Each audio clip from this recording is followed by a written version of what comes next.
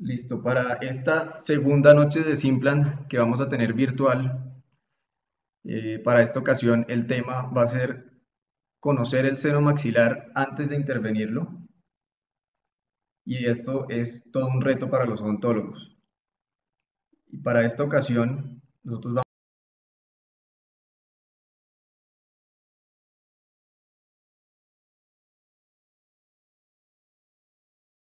es especialista en otorrinolaringología de la misma universidad, tiene un fellow de la Javeriana igual en cirugía craneofacial y patología de los huesos de la cara en el Hospital Universitario San Ignacio.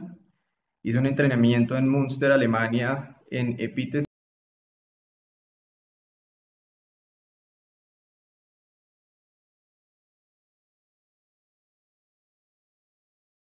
misma universidad. Actualmente es docente de la Javeriana y tiene práctica privada en su clínica de seno maxilar.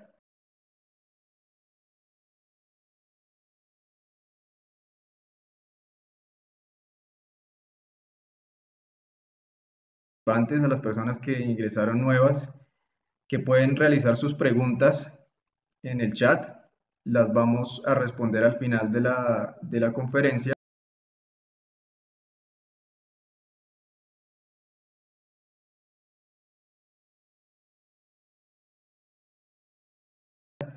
Yo voy a ser el encargado de estar anotando estas preguntas y poder darle respuesta, que la doctora le dé la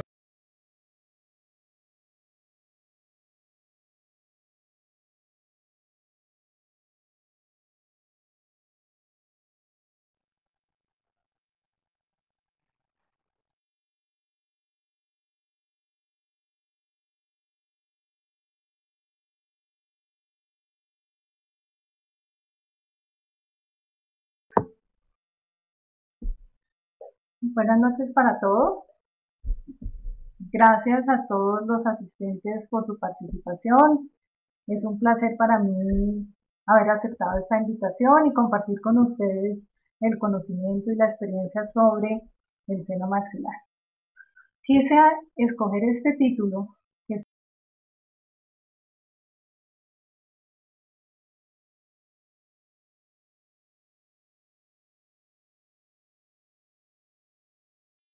aumentando el número de intervenciones a expensas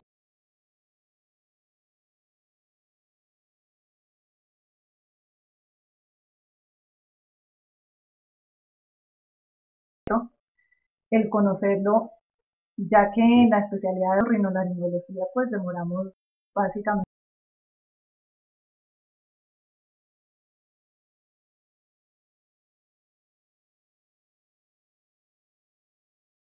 la charla.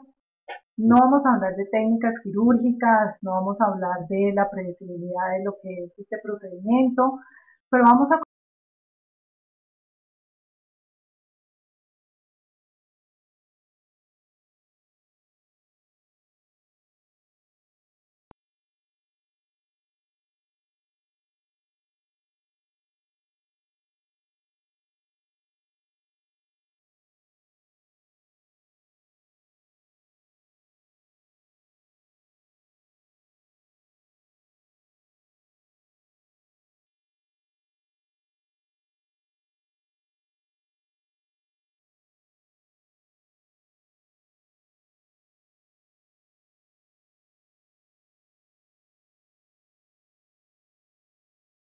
el seno maxilar es una cavidad aireada, es una cavidad par que se localiza dentro del hueso maxilar y que hace parte de lo que se denomina el complejo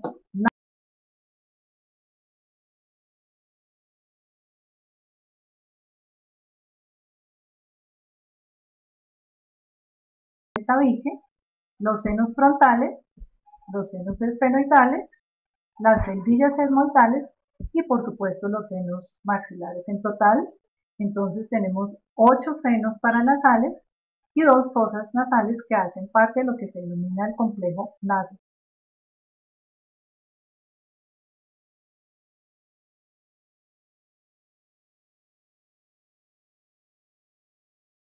va a afectar de una u otra manera el resto de las estructuras. A su vez, el complejo nasosinusal hace parte de todo lo que es el sistema respiratorio. Es la parte inicial, es la parte fundamental en donde se llevan a cabo diversos reflejos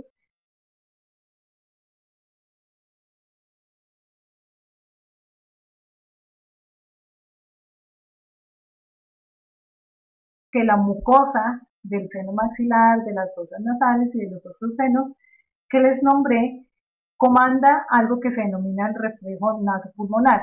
¿Qué es este reflejo? Es lo que hace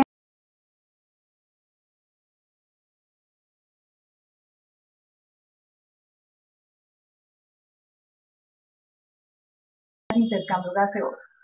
Nosotros hacemos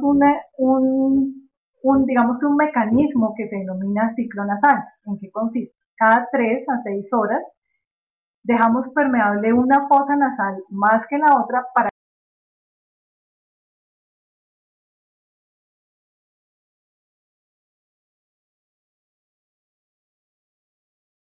esto sucede porque debemos permeabilizar completamente el alvéolo para el recambio. Esta función la hacemos cada 3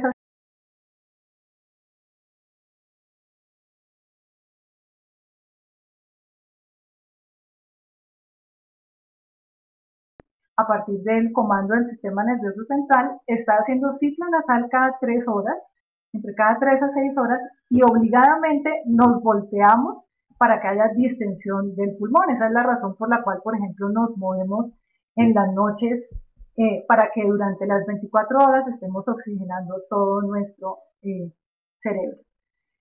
La nariz y los senos paranasales o el complejo nasosinusal, a su vez, es el responsable de calentar, humidificar, de capturar ciertas partículas del medio ambiente para que ese aire entre completamente limpio, tibio y puro al pulmón para hacer el intercambio gaseoso.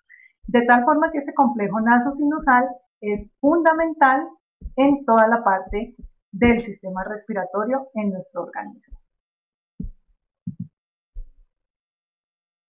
Hay una cosa importantísima de entender y es que los procedimientos para colocar injertos en el espacio virtual que se localiza entre el mucoperiósteo, que ahora lo vamos a detallar, y el hueso del piso del seno maxilar, que hace parte del hueso maxilar superior, es un espacio virtual. El concepto de espacio virtual, hablando de cabeza y cuello, es fundamental. Es un espacio como tal que existe en la medida que haya algo que lo cree y que obviamente diseque o digamos que separe eso que lo está formando. Espacios virtuales en la cabeza y el cuello tenemos muchos y todos virtualmente, como su nombre lo dice,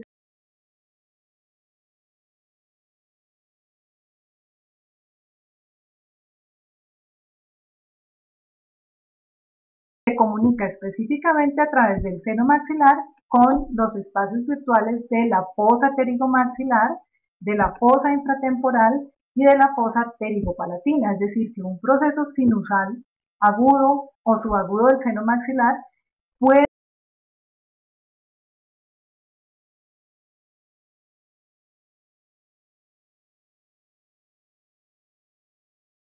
decir que el concepto de espacio virtual es algo que fundamentalmente quiero que empecemos a tener presente porque estamos manejando un espacio virtual.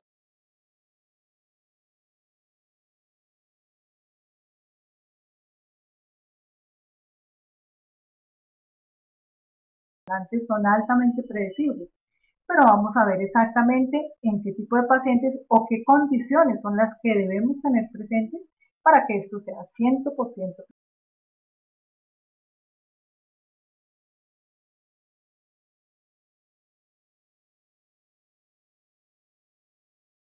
Fisiológicos del seno maxilar relevantes para intervenirlo con fines de implantes. Es decir,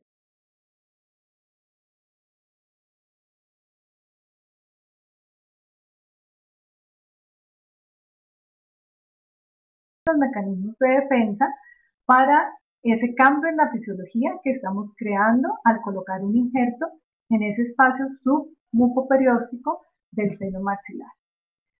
Básicamente, la formación de los senos paranasales comienza en el proceso embrionario a la 10ª semana de gestación con la ruptura de una estructura que se denomina la membrana bucofaríngea. Es la estructura que nos comunica realmente todo lo que va a ser el esófago en el recién nacido y pues en el adulto, por supuesto.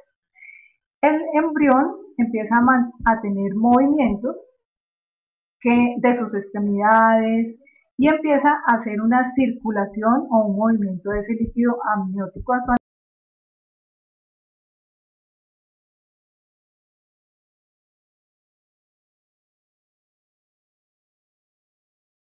superficiales. El embrión a la 10ª semana de gestación debe empezar a deglutir líquido amniótico. ¿Por qué razón?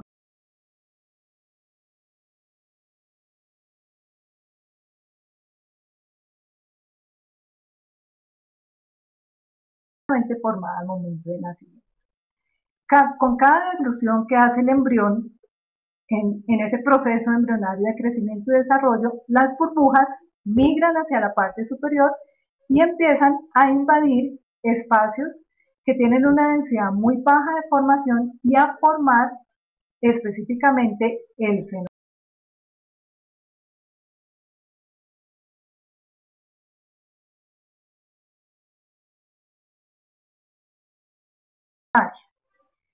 El término neumatosis básicamente no existe en la Real Academia Española.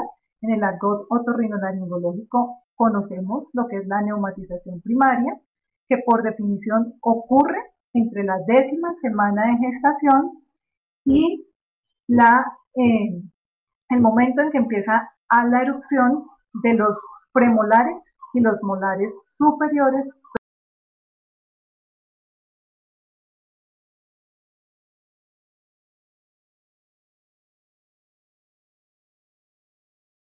Y esa forma es la que va a mantener el seno maxilar el resto de la vida. Al momento del nacimiento, entonces tenemos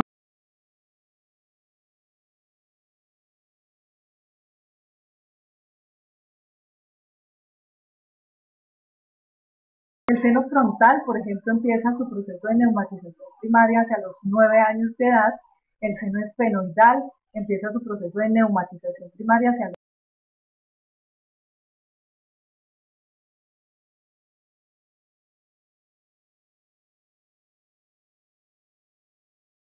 Esto lleva a un proceso continuo de crecimiento y desarrollo y realmente los senos paranasales son los que nos dan la morfología definitiva de nuestro esqueleto craneofacial. Esa es la razón por la cual es absolutamente relevante e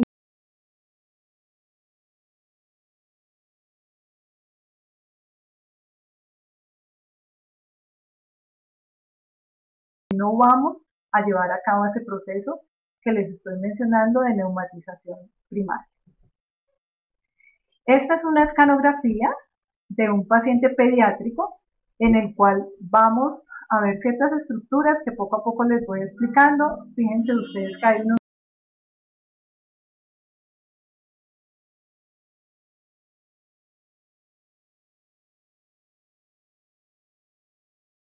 que divide en dos la nariz, en dos fosas nasales, y este es el seno maxilar del lado derecho, el seno maxilar del lado izquierdo con el cual nacemos, y las celdillas etmoidales derechas e izquierdas. Fíjense que no existe seno frontal y no existe seno.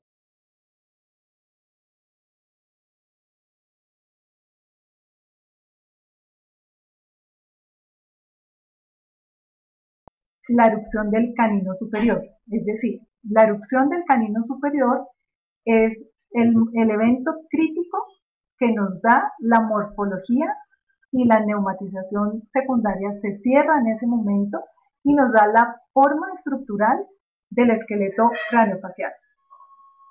Entonces,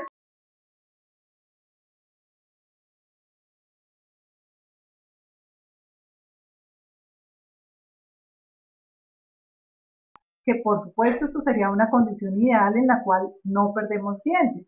Con la pérdida de los dientes no se modifica el proceso de neumatización. Eso es algo que quiero que quede muy claro porque hay un mito acerca de qué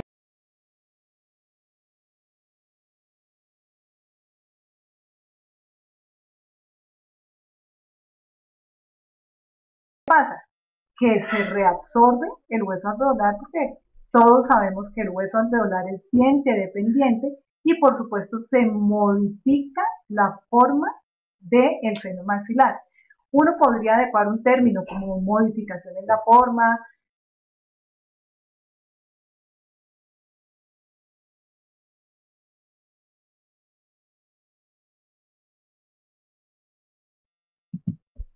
esta es una imagen que van a ver imágenes similares en el transcurso de la charla. Esta es una imagen que se hace por un equipo que es un endoscopio nasal. Es una imagen, más adelante les voy a explicar qué es un endoscopio, pero ahora lo que quiero que miremos específicamente son tres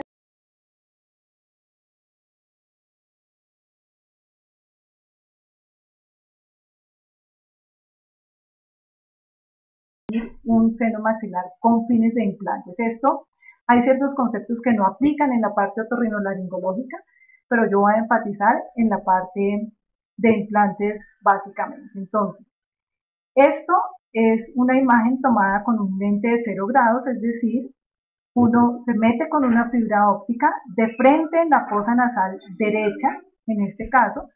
Este es el septum nasal, formado por cartílago y por hueso en su parte posterior, cubierto por mucosa. Este es el cornete medio. Esta es una estructura que se llama la apófisis unciforme y esta zona es la zona relevante de formación desde la época embrionaria, después de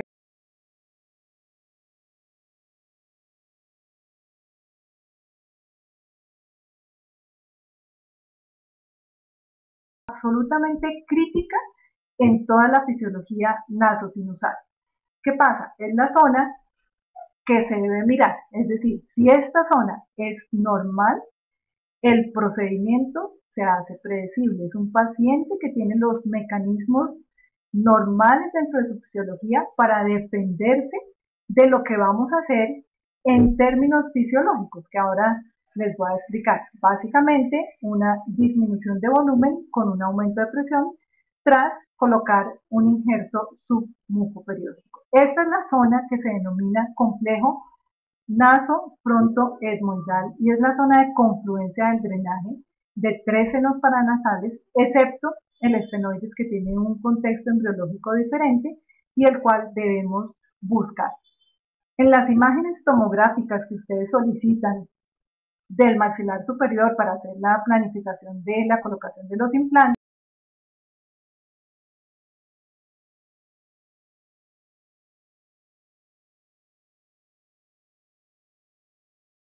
parámetros de anormalidad que requerirían una intervención otorrinolaringológica previa al procedimiento. Bueno, si nosotros tenemos la pared lateral nasal, es decir, acá no tengo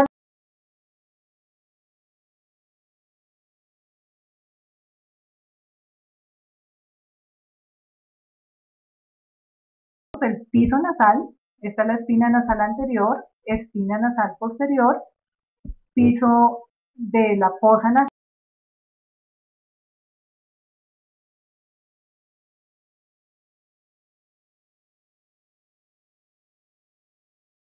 medio, que es el equivalente a la imagen que les mostré anteriormente, y esta es la apófisis unciforme. Esta es la zona crítica que debe estar completamente normal para que el paciente se defienda en su fisiología.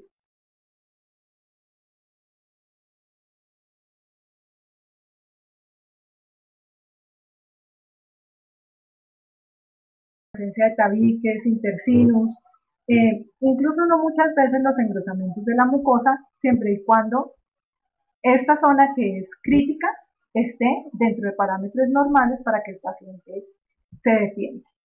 En un corte frontal o en una vista frontal, Esta zona que está en ese momento con la flecha equivale a esto.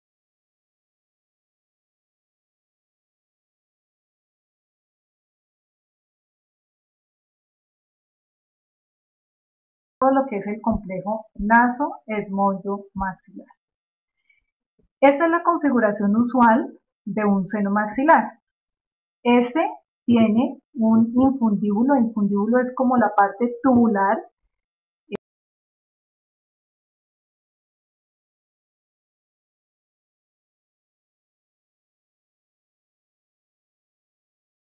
El seno maxilar con su respectiva fosa nasal. El infundíbulo, es decir, esta zona de prolongación, mide en condiciones de normalidad entre 1 centímetro y 1,5 centímetros. Y el diámetro del ósteo de drenaje es aproximadamente medio.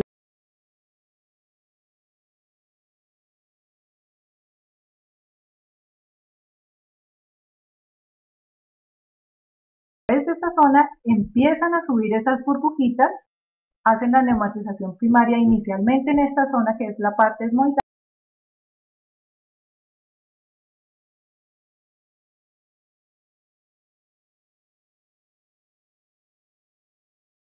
Un evento fisiológico que se denomina relación de áreas, es decir, yo neumatizo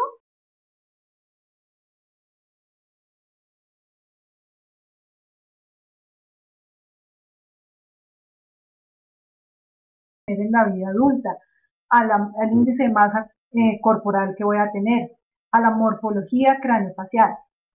Y hago un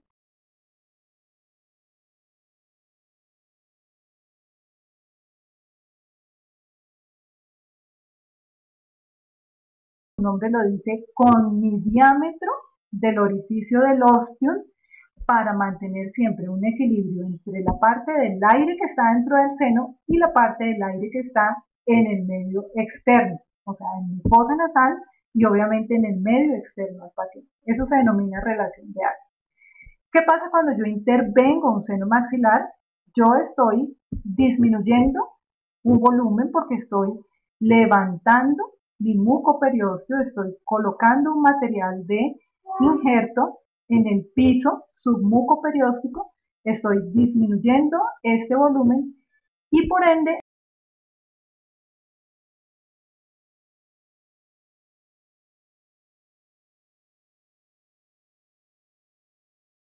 metros cúbicos comparado con mis 5 milímetros en condiciones de normalidad.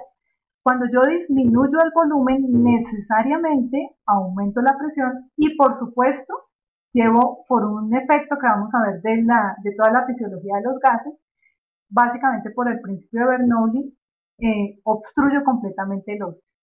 Eso realmente es lo que pasa en los procedimientos de seno maxilar. Entonces el cirujano hace su procedimiento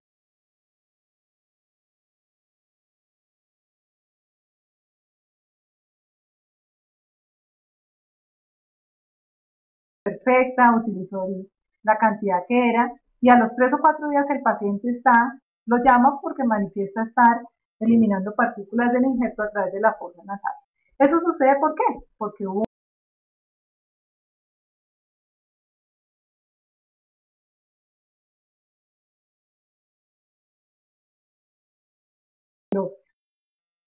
es decir, cambiamos y modificamos esa relación de áreas y eso realmente es lo relevante de esta conferencia, entender esto porque esa es la explicación que tiene para todos aquellos pacientes que les presentan ese tipo de eventos que muchas veces nos explican.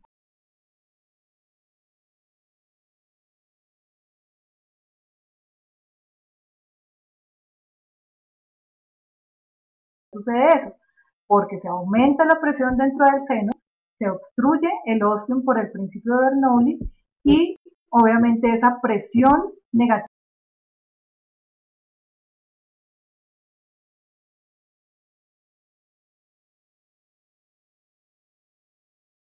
en cuanto a vías de drenaje. Pero fíjense ustedes cómo está el color en esta zona, el seno frontal, las celdillas etmoidales y el seno maxilar confluyen en esa estructura o en ese espacio que les he venido hablando que se denomina complejo naso-frontoesmoidal o nasoesmoidal.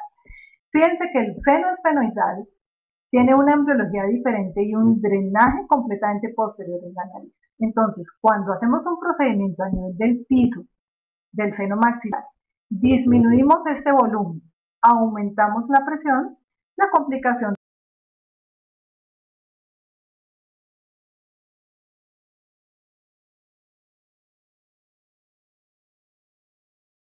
del sitio, que es el que denominamos el complejo o el hiato, digamos que etmoido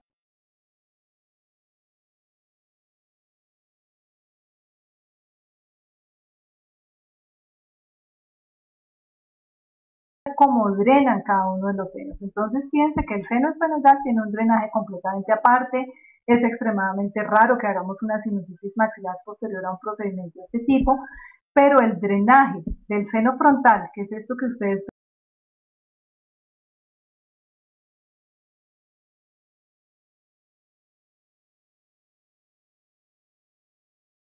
ven, y del seno maxilar, concluye todo en esta zona, que fue lo que vimos inicialmente en la imagen endoscópica, en donde está el cornete medio y la apófisis fusiforme y el ostium del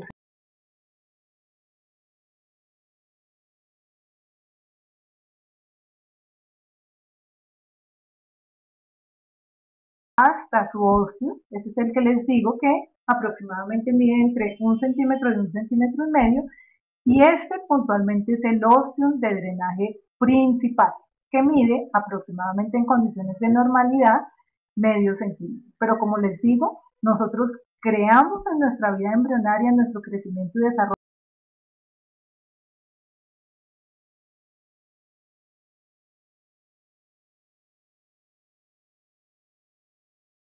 la que modificamos con la colocación de cualquier elemento de injerto, cualquier material de injerto que disminuya nuestro volumen.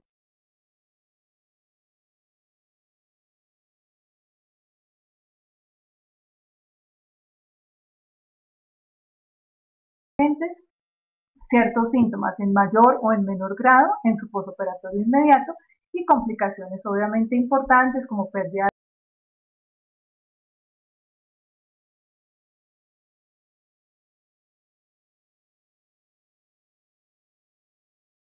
peso. La complicación mayor sería una sinusitis maxilo-etmoido frontal. Maxilo-etmoido frontal por obstrucción de esta zona que es el complejo frontoetmoidal.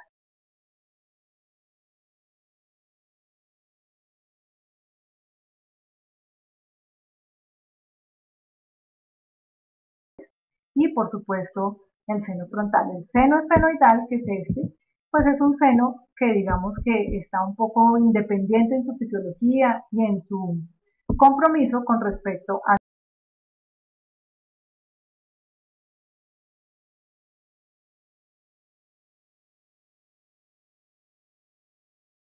esto es un molde obtenido con silicona de colores en un cadáver pues posterior para sacar digamos que la morfología en el ser humano.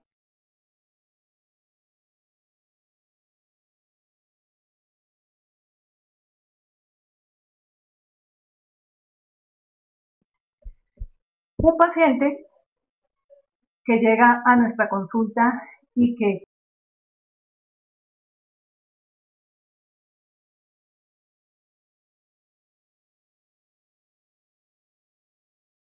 yo tengo algo de secreción de líquido, básicamente va a tener una endoscopia como esta. O sea, no hay que minimizar absolutamente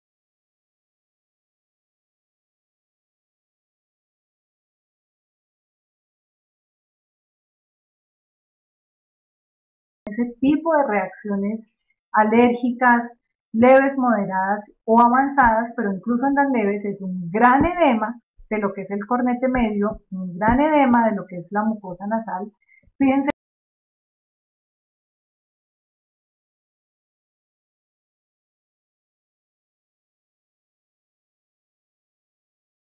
vamos a tener una obstrucción.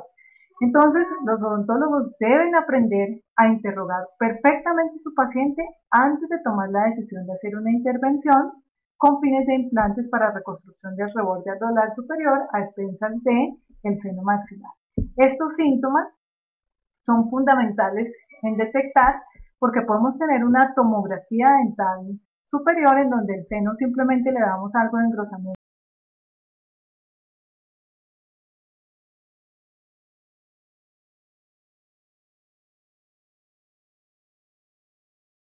para, digamos que, soportar ese cambio fisiológico que vamos a crear. Que es un cambio fisiológico y es algo pues totalmente así.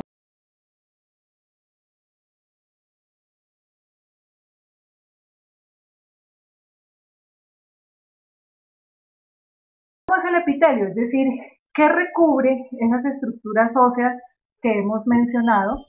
Entonces, básicamente hay un periósteo. Como toda superficie ósea se recubre por un periósteo que equivale a una lámina propia que tiene células escasas, que tiene un mayor contenido de fibras, colágenas,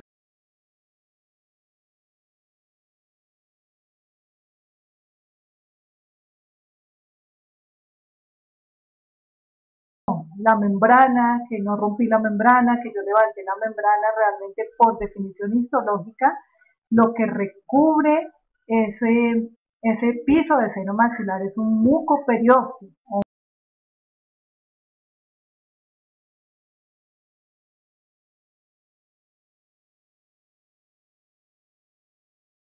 Schneider, que incluso no fue el primero que la describió inicialmente un otorrinolaringólogo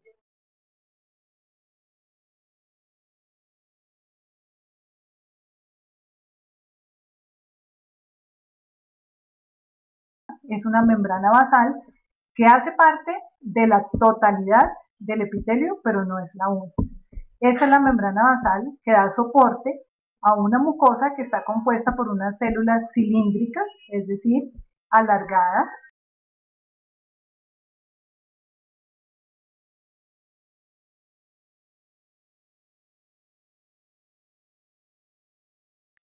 combinado con un epitelio sin cilios que le da la movilidad a todas las secreciones que producen dos tipos de células, que son las células Glovet, que son estas que ustedes ven más moraditas, y las células mucosas, que están en las células basales de la mucosa, que están, digamos que distribuidas a lo largo de ese epitelio. Estas células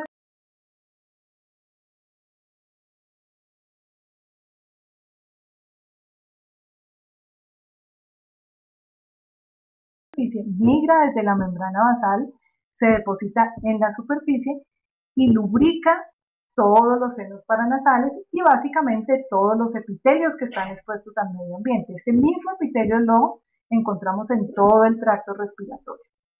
Esa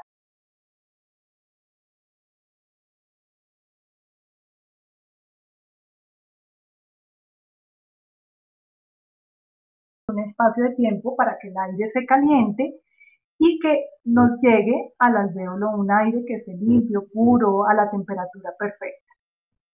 Estos cilios mueven aproximadamente entre 1 litro y 1,5 litros de moco en 24 horas. ¿Qué quiere decir eso? Que en condiciones de normalidad ese es el moco que producimos.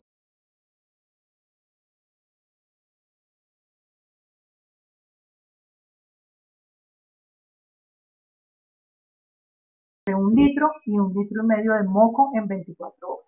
Todo el tiempo circula por nuestros senos paranasales y el curso normal es deglutirlo. Pasa al árbol en todo el tracto gastrointestinal y simplemente se elimina. Aquí hago esta anotación porque no es normal sonarse.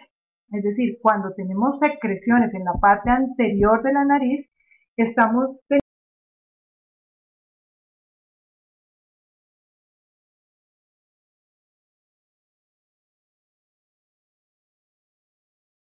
básicamente hacia la nasofaringe, que llegue al orofaringe y que lo deglutamos. Vamos a ver un video en este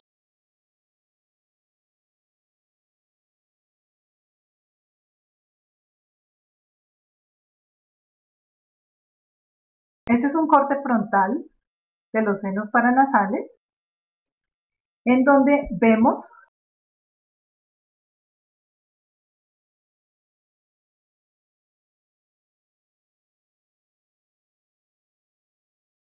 el complejo fronto-esmoido-maxilar, que es uno para todos y cada uno de los senos, y esta es la forma como sucede la inflamación dentro de los senos, que obstruyen completamente los ostium de drenaje y acumula ese moco. Ese litro y medio que producimos definitivamente y sencillamente no tiene por dónde drenar. En este caso, debemos hacer una intervención.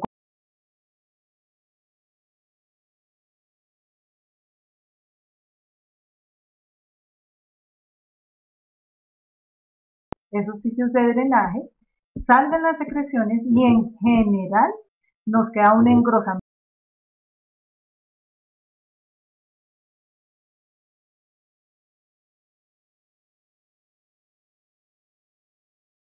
Adicionalmente podemos usar algo de dilatación para que haya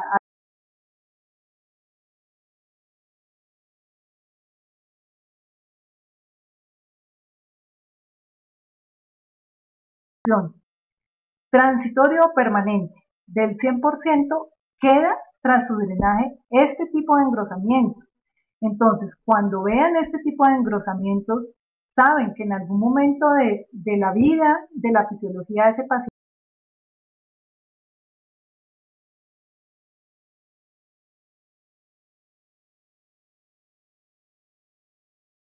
de tratamiento médico, ciertas maniobras de presión negativa, ciertas cosas de lo que vamos a hablar al final, e incluso procedimientos quirúrgicos en esta zona para hacer una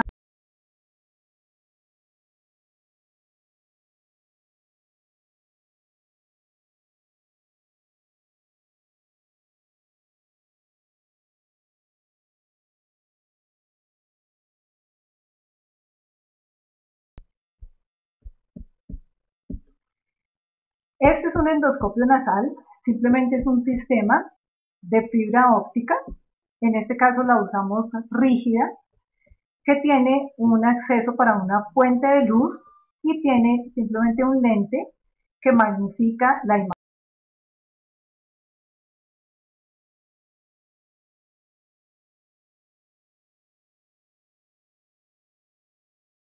Perfectamente la imagen o puede tener un corte a 30 grados, es decir, que yo meto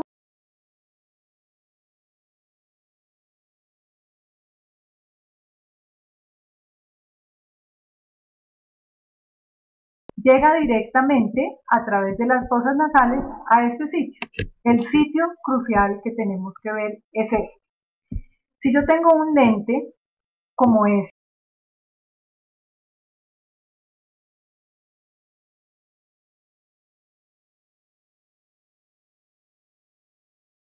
la forma como hacen morfología las raíces de premolares y molares, las lesiones que hay en su interior. Pero obviamente este lente debe medir menos de 5 milímetros para que yo pueda entrar a través de este óseo.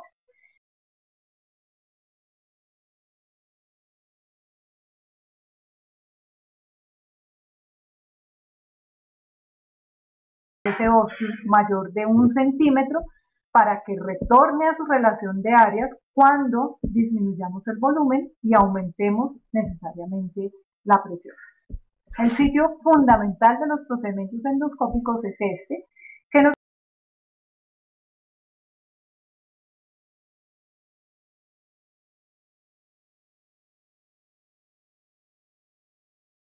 de endoscopia con un lente de 0 grados completamente normal, es decir, esto es lo que quisiéramos ver en un paciente a quien le vamos a hacer una intervención en seno.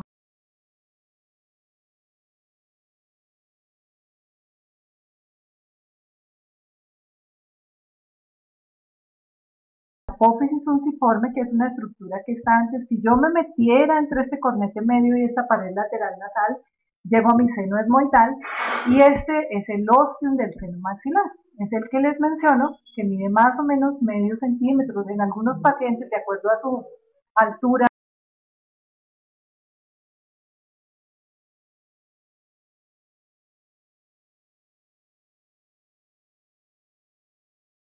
y más allá pues el seno maxilar. Este es el aspecto perfectamente normal del ostium y así es como lo vemos cuando nos introducimos con un lente a través de la nariz para valorar en forma prequirúrgica este estado de este complejo nasofrontoesmoidal para poder garantizarle al paciente que cualquier cambio que hagamos a expensas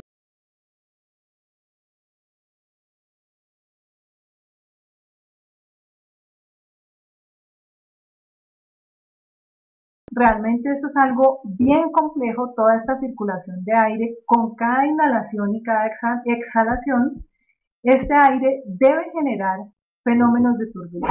O sea, como ser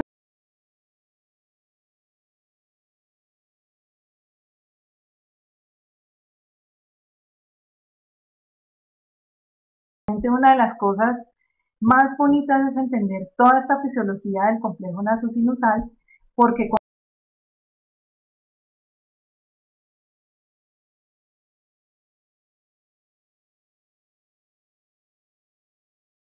se va a contar, entonces entra el aire y empieza a hacer fenómenos de turbulencia, por eso los cornetes también se llaman turbinas.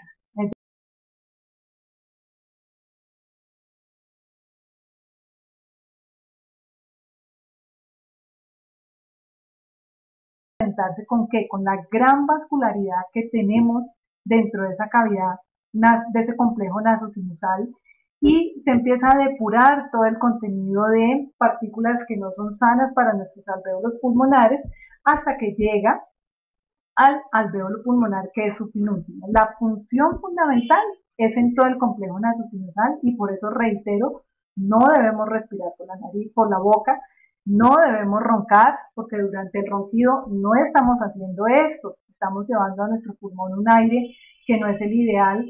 Si respiramos por la cavidad oral, jamás el aire se va a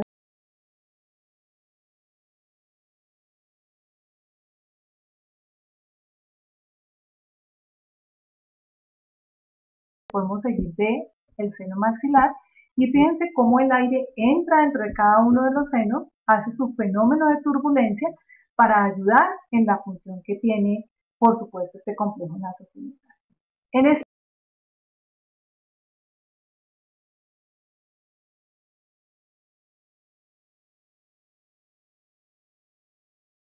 es el que les digo que cuando yo cambio mi presión en el seno y eso lo logro al disminuir su volumen inmediatamente,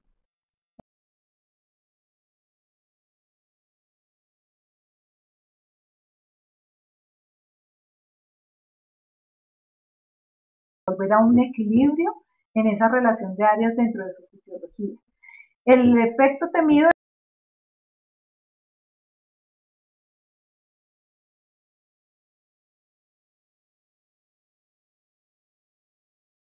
una sobreinfección porque tenemos bacterias completamente diferentes a las que manejamos en cavidad oral, o sea, ellas riñen. Por eso las fístulas oroantrales son de difícil manejo porque son bacterias y son flora que son completamente diferentes y riñen entre ellas, es decir, no es bueno tener bacterias de origen dental dentro de la cavidad nasal o de la cavidad maxilar porque no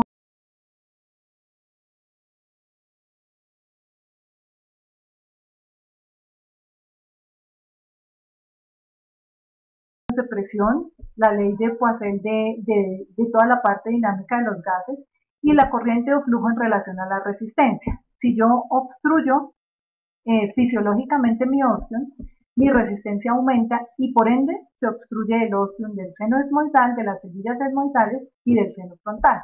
Entonces los pacientes a menudo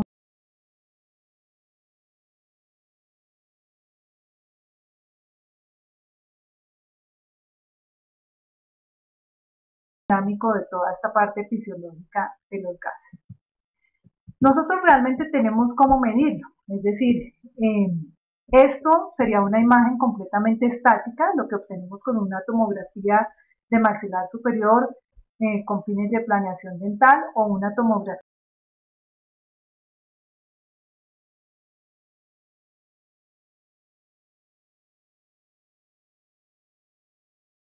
de lo que es esa parte de gas, es decir, cómo corroboramos nuestras imágenes con la parte dinámica y con la morfología los cambios de volumen y de presión que idealmente debemos determinar en un paciente de este tipo. Entonces, por ejemplo, cosas muy sencillas para aplicar si conocemos esto. En condiciones ideales, una intervención en seno maxilar debe hacerse bajo sedación o anestesia general. ¿Por qué razón? Porque mantenemos un flujo de aire controlado que no nos va a alterar la fisiología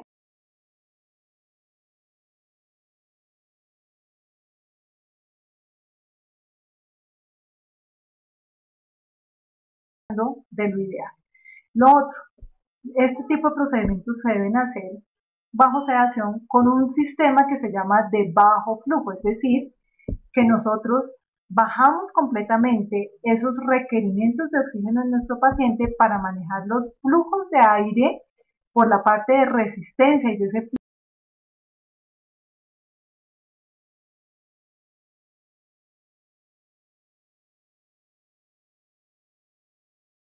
Esa es la razón por la cual si estamos acompañados con un anestesiólogo le pedimos una tensión arterial media bajitica, o sea, los otorrinos exageramos en este tipo de peticiones y queremos una presión arterial media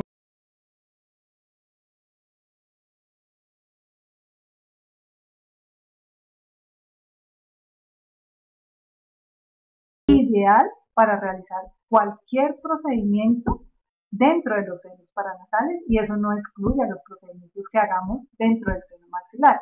Eso nos da garantía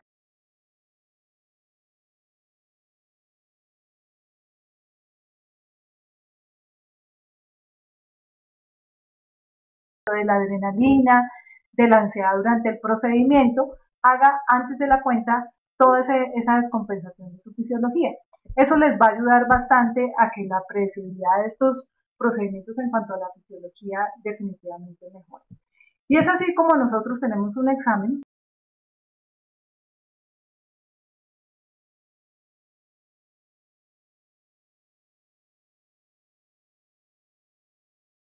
es decir, cómo tenemos estas corrientes, qué presiones estamos manejando, cuál fosa es la de predominio del paciente, hasta qué parte del seno maxilar está llegando esa corriente de aire, cuál es la relación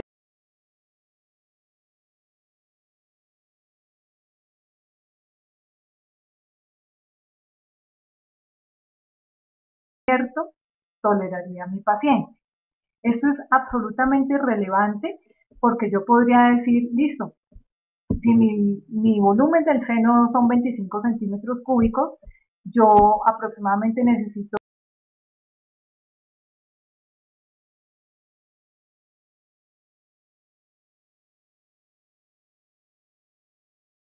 mi osteo del seno maxilar cuando yo disminuya mi volumen y sé qué presión va a manejar mi seno y sé cuánto me va a tolerar el óseo. Entonces me dice, su relación de áreas va a cambiar.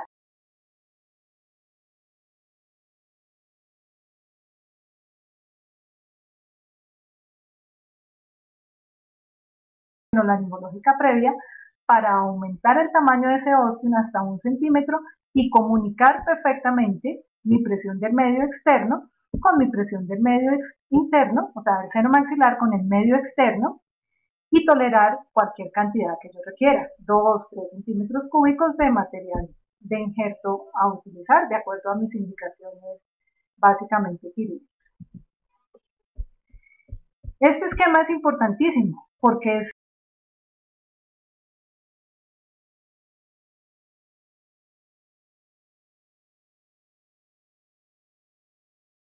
para que drene en su óseo.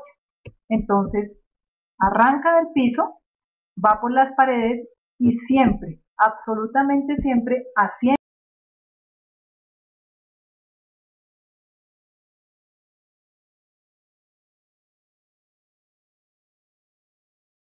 pedestara, es decir, se parara en dos piernas, pues caminaba como un perrito. Los animales, que son cuadrúpedos y que caminan en sus cuatro patas, pues digamos que el sitio de drenaje, este seno, estaría hacia abajo y simplemente drenan por gravedad. Es extremadamente raro que un animal cuadrúpedo haga una sinusitis maxilar, pero nosotros tenemos esta predisposición porque el flujo necesariamente así. Esto que ustedes ven, que estoy señalando en este momento, es lo que se denomina un ostium accesorio, es decir, tenemos un ostium principal que hemos creado durante nuestra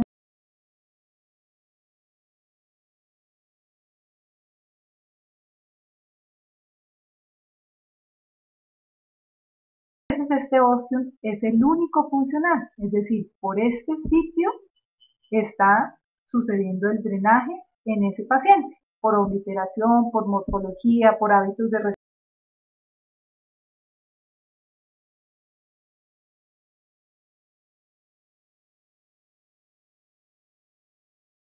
detectarlo en la tomografía o en la endoscopia previo al procedimiento, porque si esto estuviera un poquito más abajo y ustedes hacen una colocación de injerto más o menos a este nivel, pues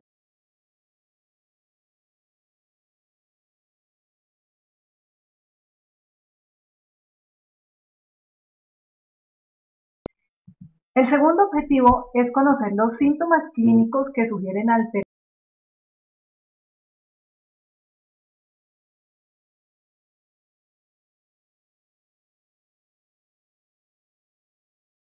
de la conferencia, es decir, no es avasallarlos en información, pero sí que ustedes sepan específicamente.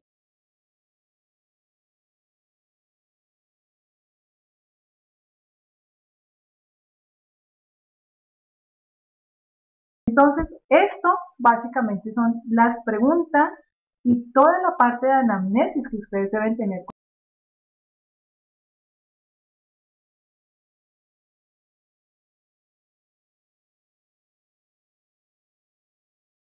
No tiene sus mecanismos de defensa aptos para soportar ese cambio en la fisiología que vamos a proporcionar con el procedimiento quirúrgico.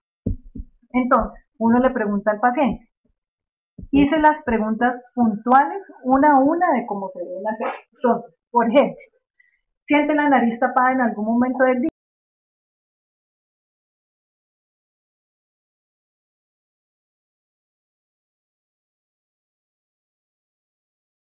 Que muy probablemente tiene una alteración como una rinitis alérgica o no alérgica, hay diferentes tipos de rinitis, y que no soporta los cambios de temperatura porque inmediatamente sus cornetes empiezan a hacer citronasal.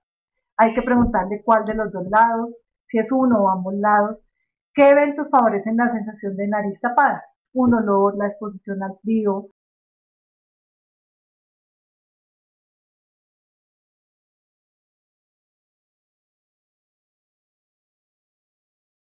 estos pacientes están relativamente bien y digamos que sería más conveniente realizar este tipo de procedimientos.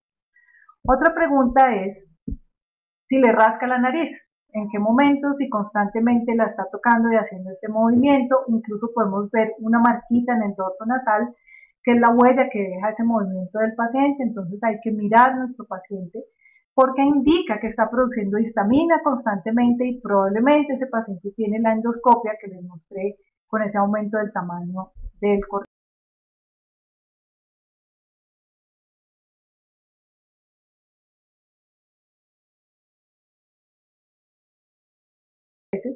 Y efectivamente, este es un paciente que produce una descarga de histamina y tiene un componente alérgico en su fisiología. La rinorrea es simplemente la sensación de salida de moco durante el transcurso del día con exposición a ciertos eventos. La pregunta es si siente flujo de moco durante el día, que lo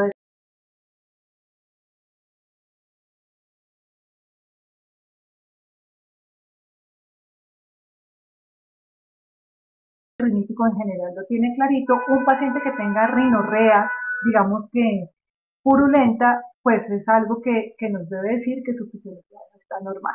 A este paciente se le debe preguntar cuántos episodios de gripa, o sea, cuántos episodios virales asociados con gripa hace en el año. Lo normal es que nosotros hagamos de 2 a 3 episodios de gripa. Y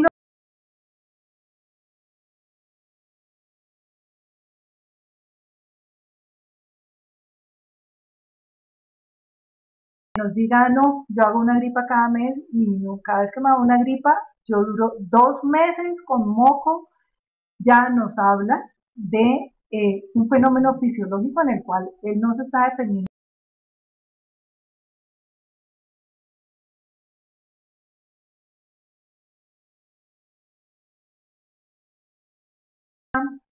Hay que preguntar si le han administrado antibióticos, porque quiere decir que algún médico en su momento le vio secreción purulenta, antecedentes quirúrgicos. Ideal si un paciente ha sido intervenido por sinusitis, si tiene antrostomías y todo, es un paciente ideal para hacer un procedimiento en piso de seno maxilar. Preguntarle si en la infancia le operaron sus adenoides, sus amígdalas.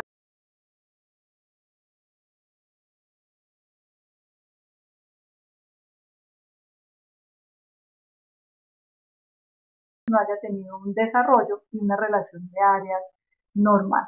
Si le han operado el tabique es ideal porque vamos a tener un tabique completamente recto.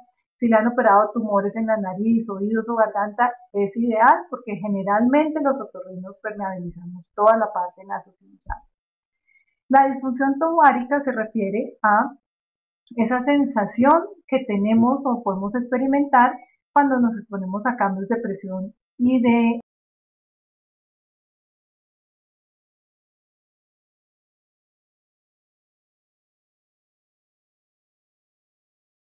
no hace un viaje con un cambio de presión y altura por tierra, realmente está haciendo una disfunción, es decir, no está equilibrando esa presión del medio interno con la del medio externo. Y básicamente esto es lo mismo que sucede en el pozo.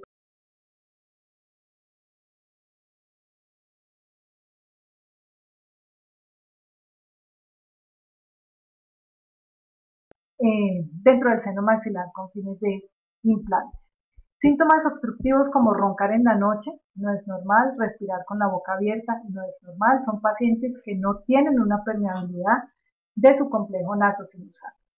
Antecedentes de trauma nasal, en donde vemos grandes desviaciones del dorso nasal, asimetría de la punta, sugieren que haya una disfunción desde el punto de vista fisiológico en este paciente para tolerar ese cambio en la fisiología. Y básicamente los factores anatómicos que ustedes deben aprender a mirar en su tomografía de maxilar superior que solicitan para planear sus implantes es identificar la presencia de un cornete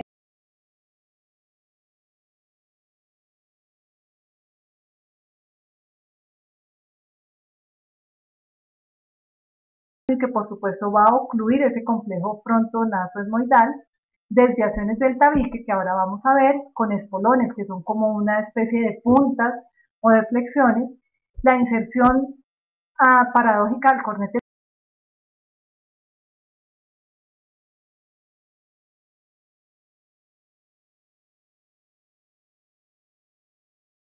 funcionales o pueden ser los que, digamos, que predispongan a una ruptura de ese mucoperiosto durante el procedimiento o posterior durante el postoperatorio. Y la localización del óseo, o sea, los sitios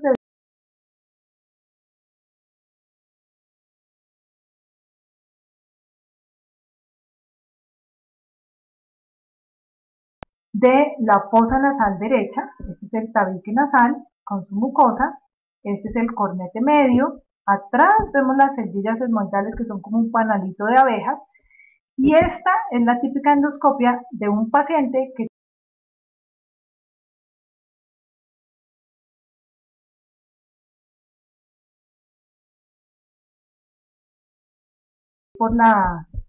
por el constante prurito y tiene una lesión polipoide a la salida del ostium del seno maxilar. Esta lesión polipoide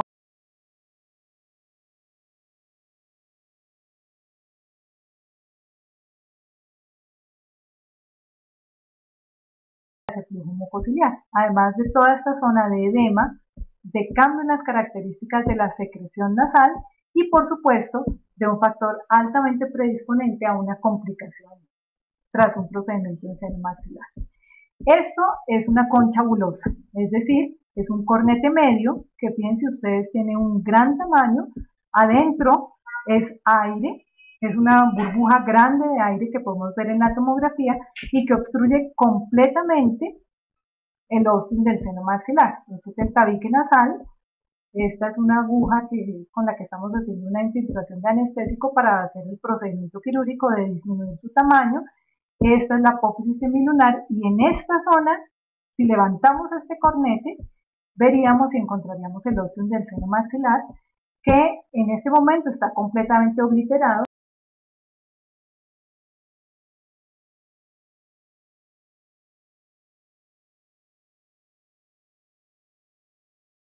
Y miren el espolón, o sea, la desviación del tabique que hace contacto con toda la parte de la pared lateral y por supuesto predispone a una obstrucción en la zona crítica de defensa en la fisiología de este paciente. Estos son hallazgos bastante frecuentes, más o menos el 70% de la población tiene desviaciones del tabique.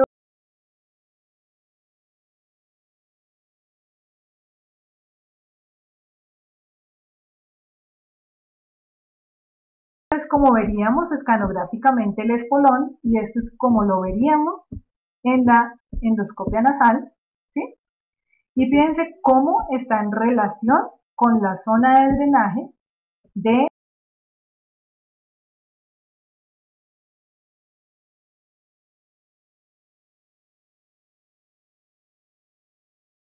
pero en algunos pacientes este conducto lacrimonasal puede estar mucho más lateral y con los procedimientos de colocación de injertos submucoperiósticos se puede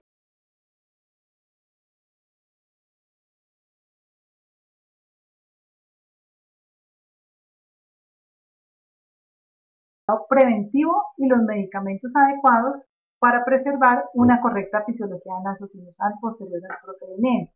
Pero por supuesto, ¿quién le proporciona al paciente estas herramientas? Por supuesto, la persona que esté haciendo la intervención quirúrgica es quien debe tener el conocimiento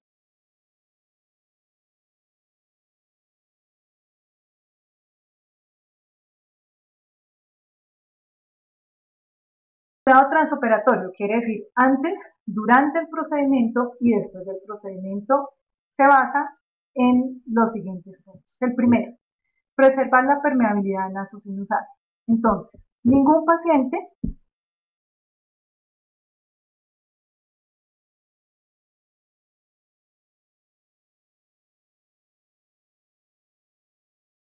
semanas después de un episodio gripal. ¿Por qué? Porque el principio fundamental es preservar la permeabilidad nasosinusal.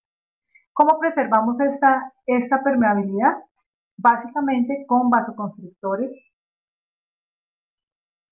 de uso tópico, específicamente oximetazolina, que están contraindicados en pacientes hipertensos y que nos ayudan a mantener un tamaño de los cornetes, digamos que proporcional, para mantener esa permeabilidad nasosinusal.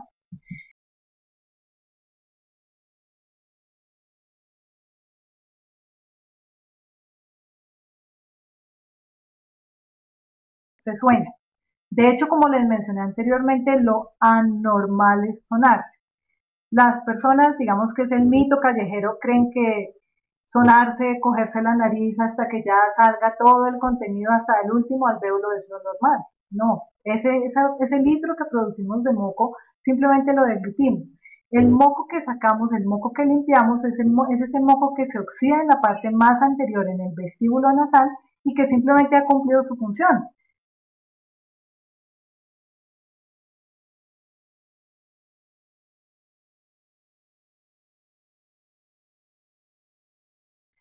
Evitar maniobras de Valsalva es obliterarse ambas fosas nasales y hacer presión negativa. Entonces, ¿cómo es la técnica de sonado cuando uno la necesita? Simplemente obstruye un lado de la nariz, es decir, una narina, y sopla suavemente por la otra y después lo hace del lado contrario, pero jamás coge la nariz a sacarse, como les digo, hasta el último moco del último alvéolo pulmonar. Las maniobras de Valsalva pues también se dan, digamos, cuando se hace presión negativa para algunas otras circunstancias, pero pues no, en algunos pacientes, si sabemos que la relación de áreas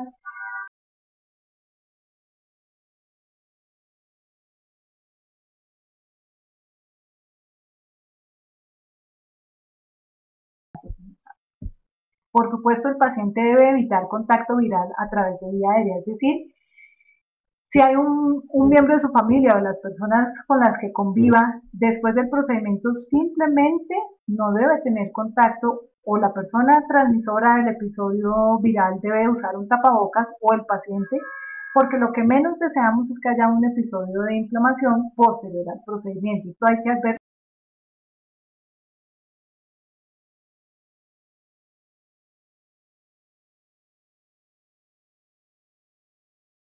de altura, es decir, el paciente no debe hacer viajes en avión o en carro con cambios de presión y altura durante el siguiente mes.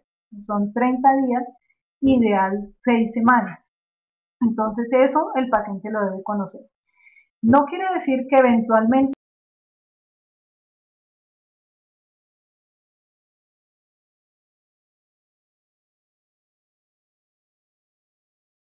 aparte de lo que estamos haciendo dentro del seno, un cambio externo de presión y de altura. Y evitar exposición a alergenos. Entonces, estos son los medio ambiente irritantes. Si su medio laboral implica el contacto, por ejemplo, con pinturas, con radio, con químicos, pues se debe evitar posterior al procedimiento. Los antihistamínicos. En general, todos los pacientes salen con una fórmula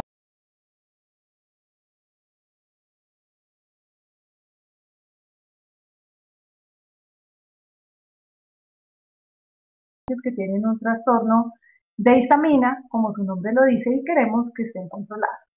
Pero el grave problema de los antihistamínicos es que secan las secreciones, es decir, que no formulamos antihistamínicos en los posoperatorios de cirugías de seno maxilar, porque lo que menos queremos es secar las secreciones, queremos unas secreciones ricas en su contenido hídrico para que el flujo mucociliar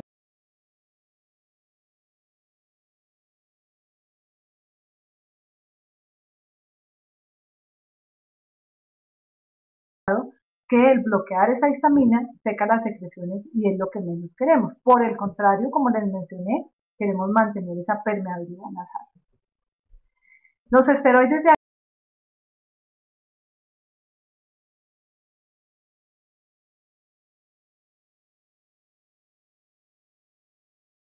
muy bajo porcentaje de absorción sistémica, ideales para el manejo de las inflamaciones en el complejo nasosinusal.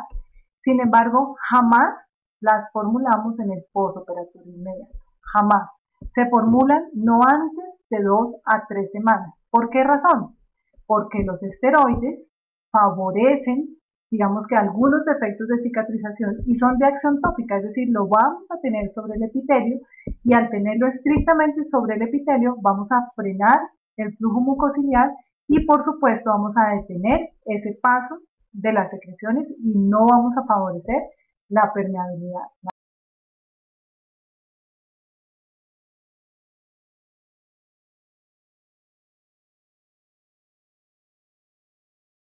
Esa permeabilidad nasal, ese flujo mucociliar, esa zona de moco que se puede depositar por los cambios de presión, de volumen. Pero jamás se aplican fríos, siempre se aplican a temperatura corporal porque nuestros cornetes están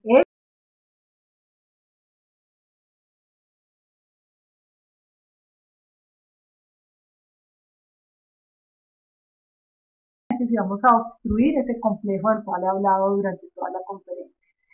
Todo a temperatura corporal. Quiere decir que el paciente lo deja dentro de su bolsillo, pegado a su cuerpo, a la temperatura que él maneje y de esta forma se aplica. En suficiente cantidad, 5 o 6 centímetros cúbicos en cada fosa nasal, cada 2 a 3 horas, todo el tiempo. Lo otro es la correcta aplicación. Entonces, usualmente hay desconocimiento de cómo es esa morfología nasal y en general la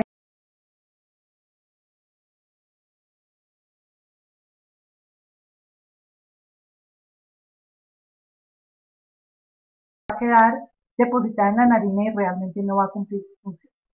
Lo ideal es que el paciente esté sentado, baja la cabeza a la altura de sus rodillas y aplica en forma invertida el dispositivo, o sea, lo pone en su nariz y lo aplica estando la cabeza abajo. En general el paciente hace esto, si lo aplica, eso es un error craso en la aplicación de cualquier solución nasal, porque no va a llegar al sitio que nosotros deseamos. Para concluir,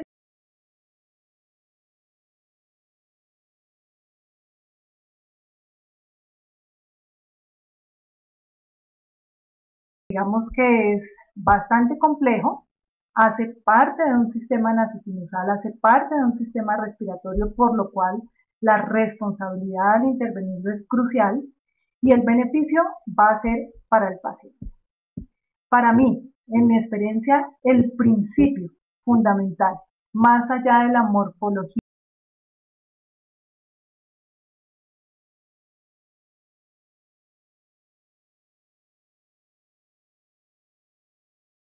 radica en que la persona que va a intervenir el seno detecte cuál es el sujeto que no presenta un equilibrio y unos mecanismos de defensa en la fisiología para tolerar lo que yo voy a hacer responsablemente, que es cambiar mi volumen con mi presión y, por supuesto, garantizar al paciente un equilibrio en su fisiología. De tal forma que cualquier alteración que yo detecte puede potencialmente llevar a una complicación. Entonces,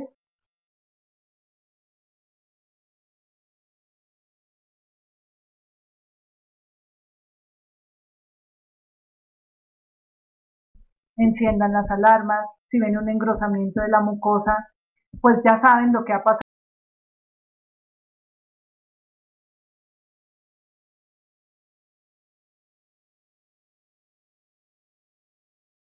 A partir de este momento queda abierto el chat, los comentarios, los interrogantes, algo que no haya quedado claro y con gusto resolveré todas sus inquietudes.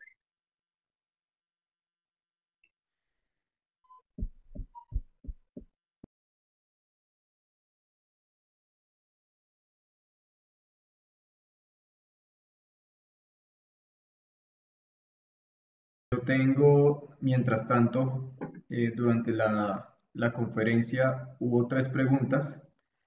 La primera de ellas es la relación de flujo.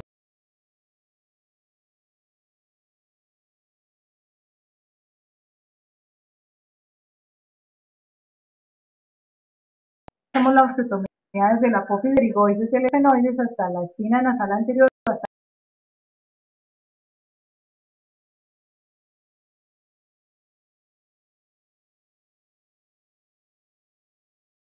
difícil mantenerlo y se corre todo en bloque. O sea, se modifica la forma del seno maxilar necesario.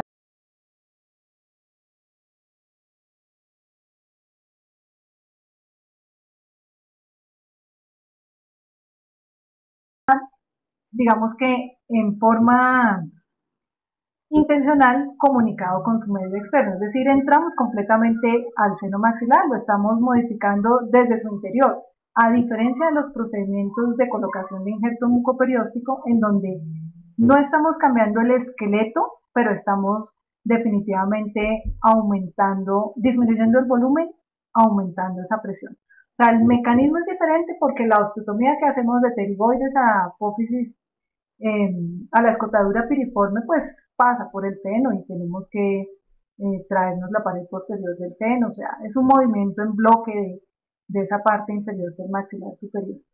Digamos que no aplica esa relación de áreas específicamente porque estamos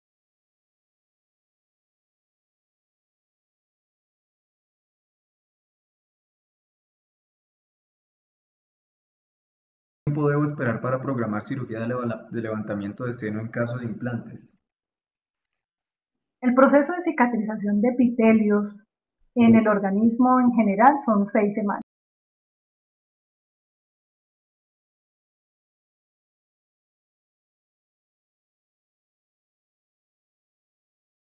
El tratamiento de una sinusitis es fundamental el esteroide tópico, entonces ojalá el otorrino lo formule, incluso lo pueden formular ustedes después del tratamiento y que el paciente lo mantenga antes de su procedimiento quirúrgico ayuda bastante.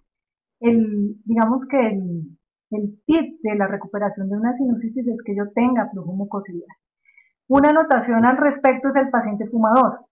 Los contaminantes del cigarrillo, o sea, la toxicidad del cigarrillo, lo primero que hace con que el vecino fume es que yo paralizo mi flujo mucociliar. Y ese flujo mucociliar paralizado dura hasta 24 horas con la percepción de olor del vecino que está fumando. Entonces, el paciente fumador lo que pierde es el flujo mucociliar. Estos procedimientos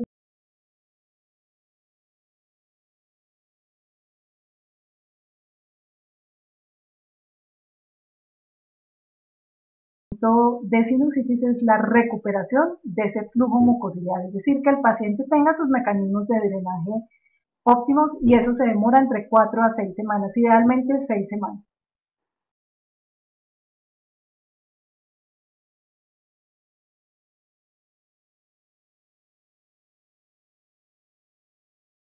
Básicamente jamás el seno maxilar culmina la forma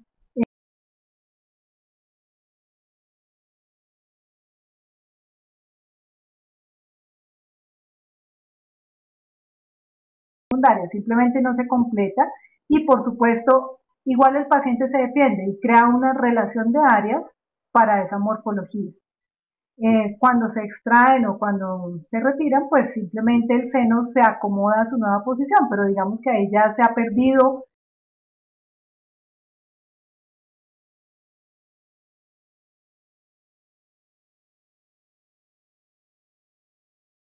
el paciente ya adulto. Ok. Tenemos que durante la charla la doctora mencionó algunos medicamentos, pero a los asistentes les gustaría saber si podrían tener un protocolo de uso de ellos.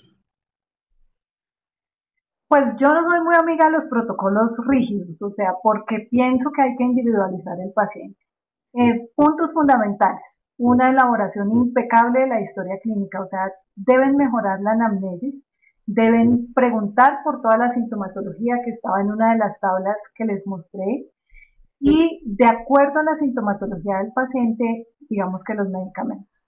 Intraoperatoriamente se debe utilizar oximetazolina durante el procedimiento para mantener la permeabilidad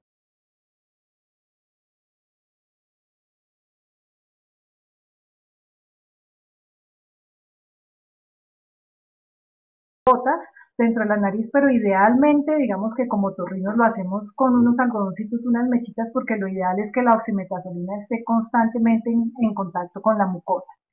En el posoperatorio inmediato se haya iniciado antes o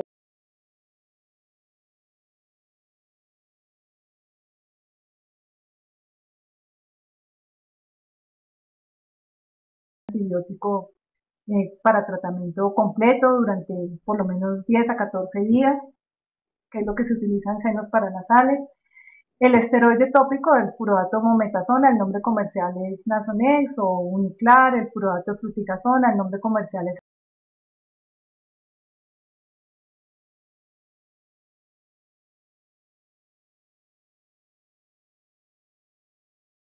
la dosis techo.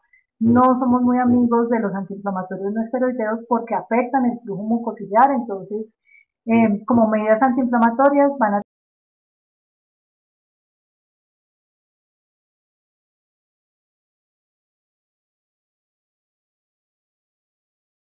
dar antiinflamatorios no esteroideos, lo pueden hacer, pero lo ideal es no administrarlo. Como les menciono, afecta el flujo mucociliar, idealmente acetaminofén a dosis techo en un adulto convencional, 1 gramo de acetaminofén vía oral cada 8 horas. La codeína, que a veces se suma al acetaminofén, es un potente analgésico, sin embargo,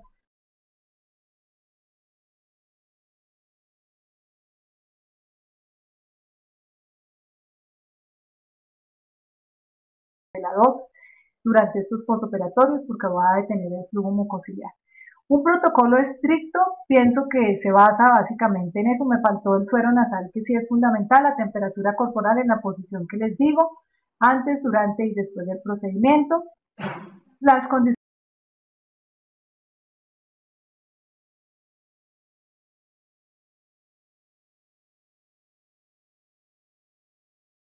por el anestesiólogo favorecen la predecibilidad de estos procedimientos. Y pienso que no debe ser un protocolo rígido, sino que ustedes vayan adquiriendo la destreza de qué medicamentos utilizar de acuerdo a la individualidad de cada uno de los pacientes y a su condición, por supuesto, previa.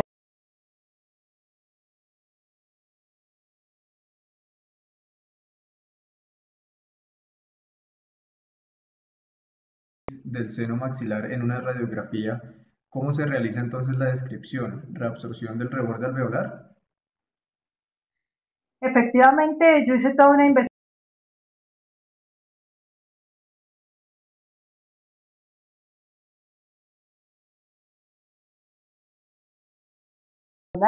Lo único médicamente que se asocia con neumatosis, por definición, es la presencia de aire en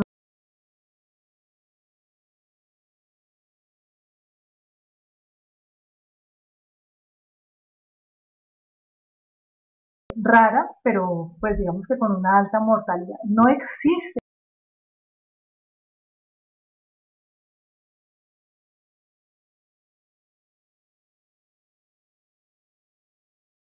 el comienzo de la erupción dental.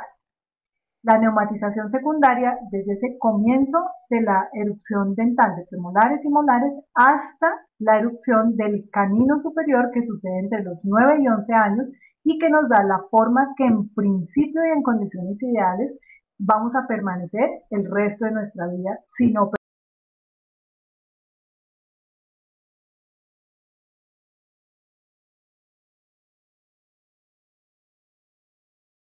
atrofia alveolar, que por supuesto, como seguimos teniendo la ley de Ohm, el principio de Poiseuille, el principio de Bernoulli, la dinámica de corriente-flujo de gases, va a modificar esa forma, pero el término no es una neumatosis, es decir, no es que adquiramos nuevas celdillas de aire dentro de un hueso, son las que tenemos y simplemente la absorción es de abajo hacia arriba, es decir, lo que perdemos realmente.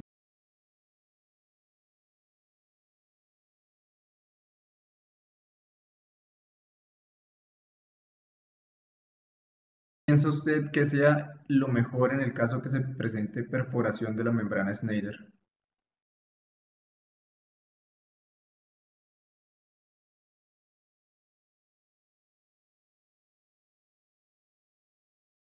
Digamos que en otorrinolaringología hace muchos años fue descrito por Eides Ramadier un procedimiento en donde hacemos esto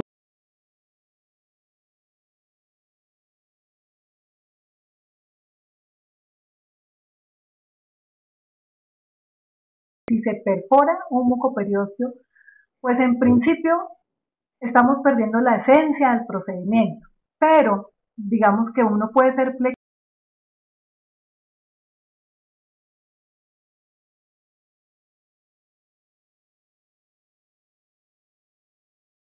por inflamación o muy frágil por inflamación o porque definitivamente, digamos,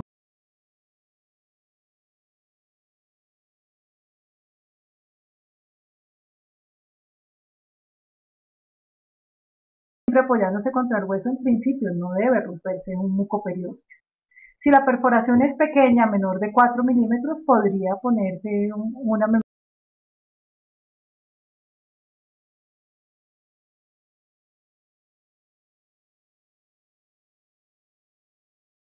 puede hacer. Si es una perforación grande, es mejor cerrar, abortar el procedimiento, esperar 6 semanas y reintervenir al paciente que colocar injerto pues en un sitio que por los cambios de presión y todo, pues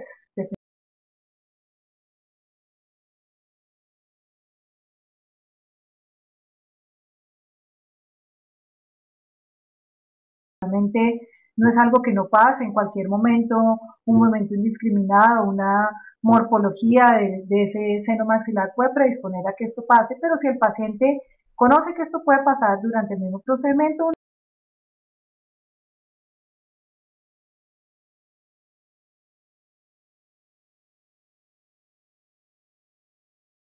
correr el riesgo de colocar una membrana eh, para obliterar, incluso hay técnicas, si uno tiene un endoscopio de 0 grados, uno lo puede suturar, o sea, eso no tendría ningún problema, pero pues con un endoscopio que uno tenga la visión y el instrumental hecho para suturar una mucosa de seno maxilar. ¿Ok? ¿Qué pasa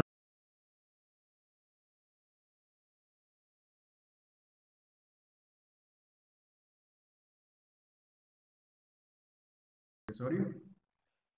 No, eso sí es lo que uno jamás desea.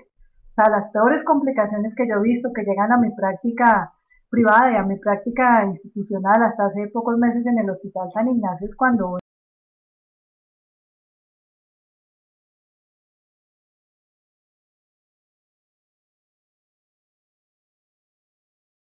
son pacientes que definitivamente terminan en extracción de todo el material, en recuperación de su anatomía, de su fisiología. O sea, esta complicación no debe suceder. Debemos planear los sitios de colocación del injerto, la forma en cómo colocamos el injerto, la cantidad de injerto que requerimos como principio básico de obtención de un soporte óseo para la colocación de un implante, es decir, ni sobre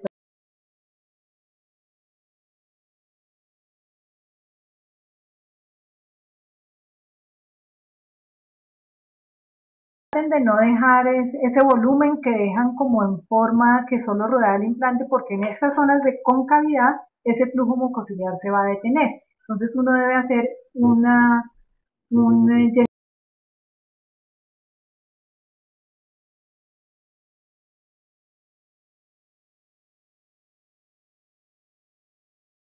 quistecitos de retención en esa zona que quedó de concavidad. Eso traten de no dejarlo. Hacerlo más regular, simplemente imagínense el filio que va a hacer su tarea y pues le queda más difícil si la hace desde una concavidad a si la hace en una superficie que esté un poco más homogénea sin sobretratar el paciente. Okay. Después de una elevación de seno para colocación de implantes, ¿qué recomienda formular?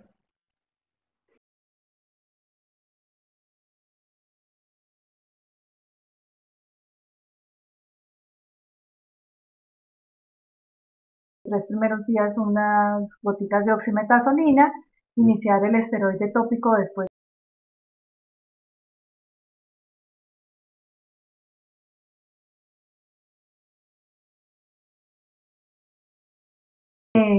Más importante casi que los medicamentos son las recomendaciones.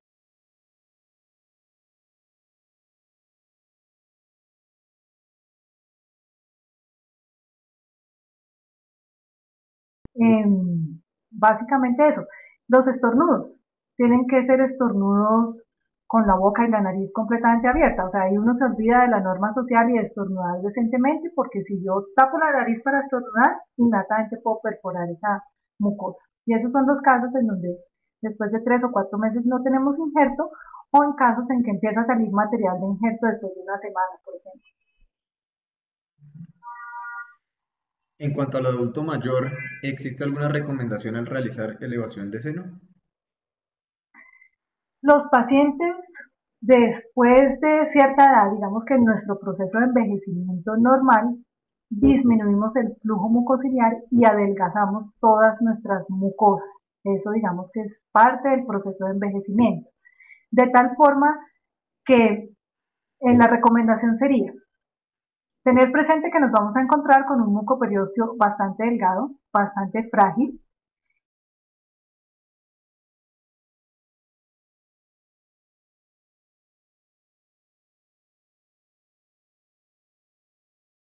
nasal. Si estos pacientes están antiagregados, que usualmente están, no es necesario suspender la antiagregación, pero son pacientes que se hematizan un poco más, entonces mejorar, digamos que lo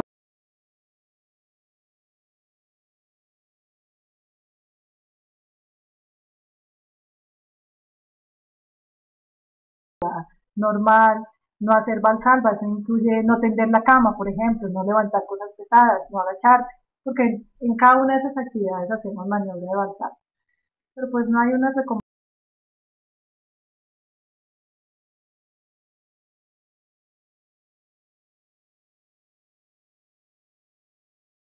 De complicaciones infecciosas que involucran colocación de implantes, ¿qué antibióticos recomienda para estos casos? El antibiótico de elección para nariz y senos paranasales es una penicilina semisintética, o sea, amoxicilina. Y debemos empezar por la amoxicilina para no dañar el espectro. En caso de que se presente una sobre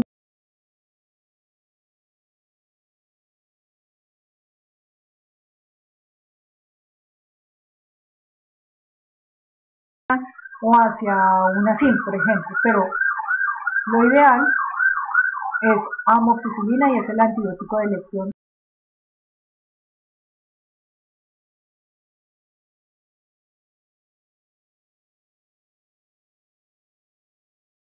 Oral, que es el sitio de acceso que vamos a tener, entonces es el antibiótico ideal. No empezar por otro tipo de antibióticos, excepto que pues ya el paciente tenga alguna resistencia, por supuesto, si está tomando amoxicilina por otra razón, no vamos a dejarlo solo con eso. Pero no dañar el espectro implica empezar por una amoxicilina a dosis de 500 miligramos cada 8 horas, las dosis de cada 12 horas, digamos que son una invención de la industria farmacéutica por posología, pero lo ideal es 500 miligramos cada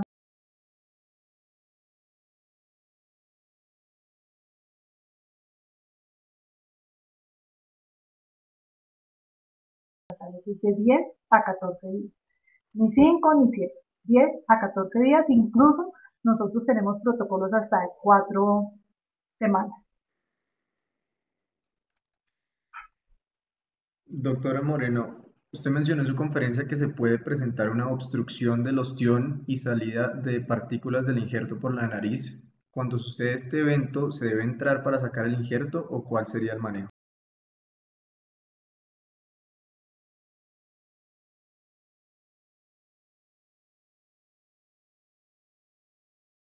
Está colocando dentro del seno maxilar. Realmente cuando uno conoce desde el punto de vista odontológico y periodontal los grandes beneficios que tiene la idea que puede utilizar ese piso de seno maxilar, pues digamos que uno solventa la situación y cuida el injerto y cuida por supuesto el implante, porque son costos, son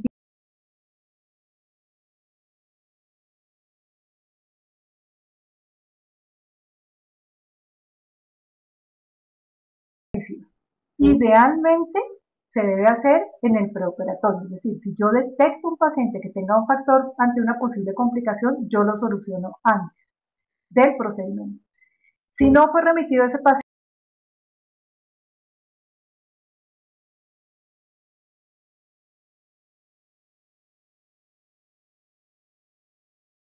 digamos que en la parte otorrinolaringológica es que les saquen el implante, saquen el injerto y pues está en otro sitio diferente, o sea, el manejo es diferente. En piel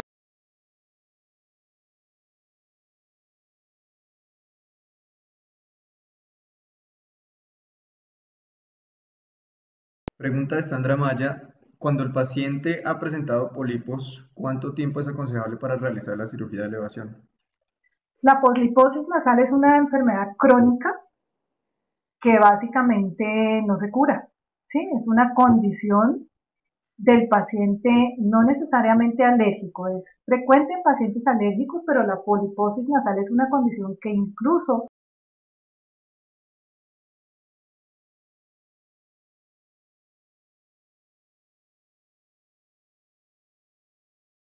viene quirúrgicamente, pero los pólipos vuelven a recidivar. Estos pacientes tienen completamente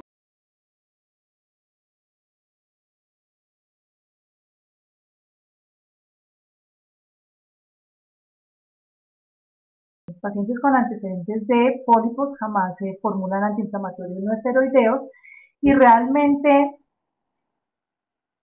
pensaría uno que es un factor latente para una complicación en caso de requerir este tipo de procedimientos. Uno los puede mantener con ciclos de esteroides hasta por 4 meses por vía oral, o sea, dosis plenas, y no hay pólipos. Entonces, si yo tuviera que valorar un paciente de este tipo, yo lo mantendría con un ciclo de esteroides. Durante el ciclo de esteroides haría el procedimiento quirúrgico del seno maxilar, porque pondría en la balanza la administración de esteroides versus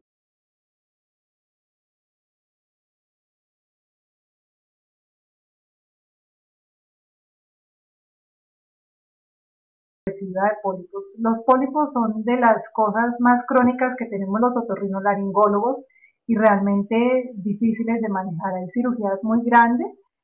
Si ya el paciente tiene una cirugía muy grande con antrostomías amplias, pues digamos que es probable que uno no tenga ninguna complicación, pero habría que individualizar el caso puntual de ese paciente.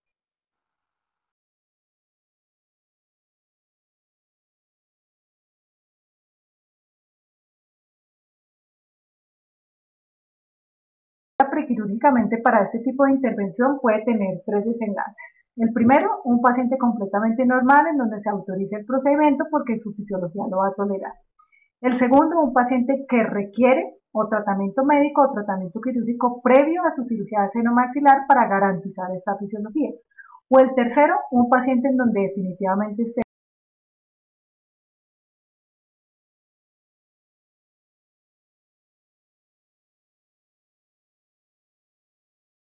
quirúrgico, un control estricto de su recidiva polipoide, pero no lo pondría en el tercer grupo, o sea, no es un procedimiento que esté contraindicado en este tipo de pacientes, pero hay que tener un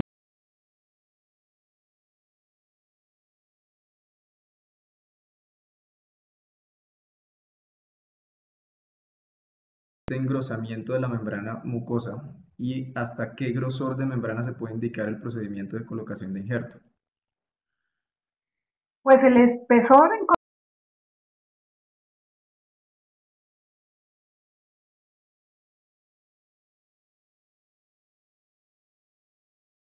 un engrosamiento mayor, digamos que no, una tomografía no es 1 a 1, pero digamos que sugiere, o sea, el engrosamiento que vemos seguramente es mayor de 2 milímetros en el paciente.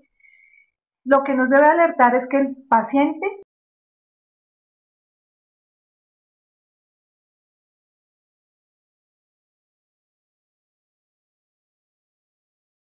lo que yo tengo que buscar es por qué hizo el engrosamiento, porque eso sí lo tengo que solucionar.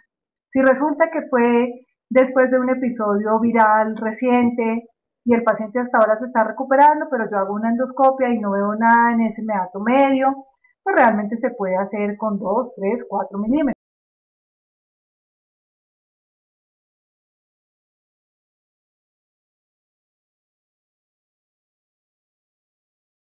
Estoy ascendiendo el volumen de injerto más el engrosamiento de la mucosa.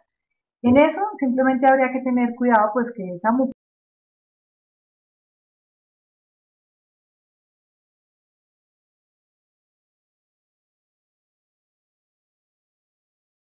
Doctora, ¿qué opinión tiene sobre el PRF para solucionar las perforaciones de la mucosa?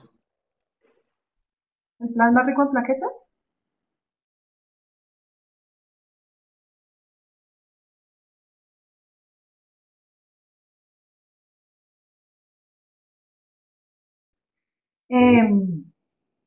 Sí, pues digamos que los factores de crecimiento son potenciales sustancias importantísimas en todos los procesos de cicatrización.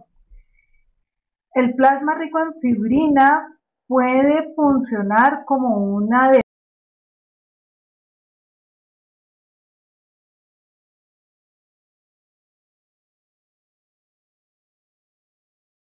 Hay diferentes adhesivos que sí podemos utilizar como adhesivos reales.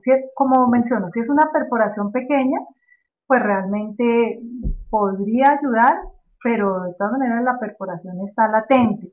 La pregunta ahí sería, si esa plasma rico en fibrina, si esa pequeña adhesión que yo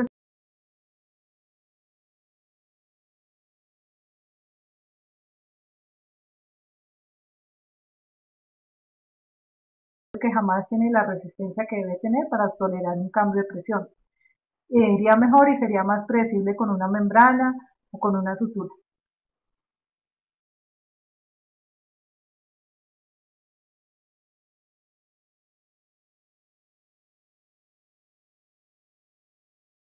Plasma es una enfermedad del sistema respiratorio que es una prima hermana de la poliposis nasal, o sea, es una hiperreactividad bronquial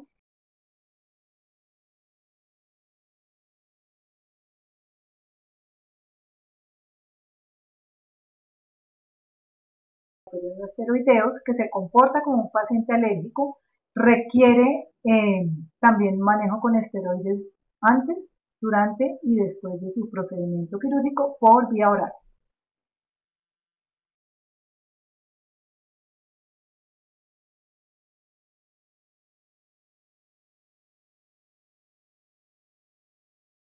Del seno plana, pues se forma un tabique. ¿Es o no una técnica recomendable o se prefiere mejor siempre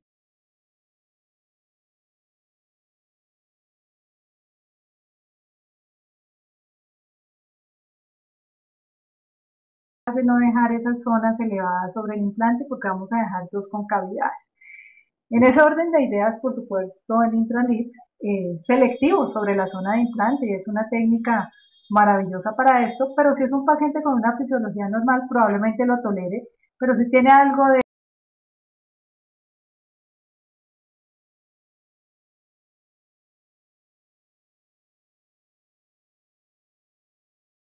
tendría que recibir un manejo otorrinolaringológico. Como les digo, lo ideal es pensar en favorecer ese flujo mucoso.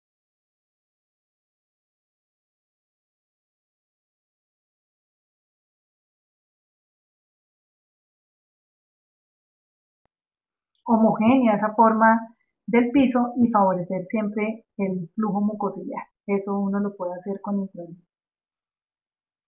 Ok. Tengo una última pregunta, eh, bueno, dos últimas preguntas.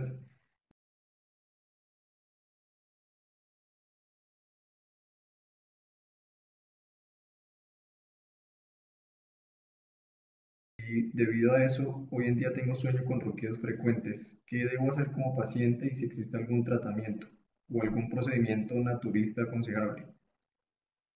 Pues una desviación del tabique es una obstrucción mecánica. Yo no puedo atravesar la puerta sin abrirla, o sea, simplemente una obstrucción del tabique obstruye completamente el paso del aire a través de la cavidad nasal y por supuesto el paciente se ve obligado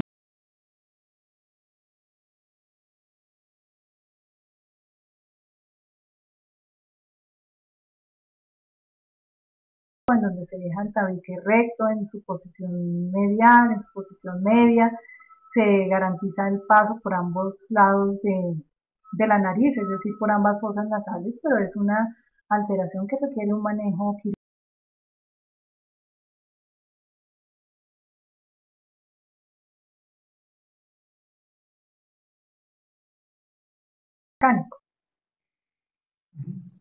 Ok. En un procedimiento de Ollon-Ford donde se atraviesa el seno, ¿cómo va a ser la cicatrización de la membrana alrededor del implante? Los implantes cigomáticos y los implantes transsinusoidales idealmente se deben hacer debajo de ese mucoperiósteo. En las técnicas de implantes cigomáticos, por ejemplo, que atraviesan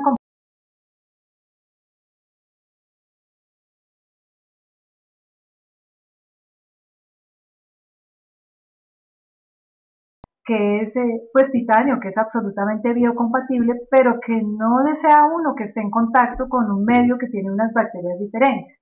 Lo ideal para la colocación de implantes cigomáticos es hacerlos subantrales, es decir, pasar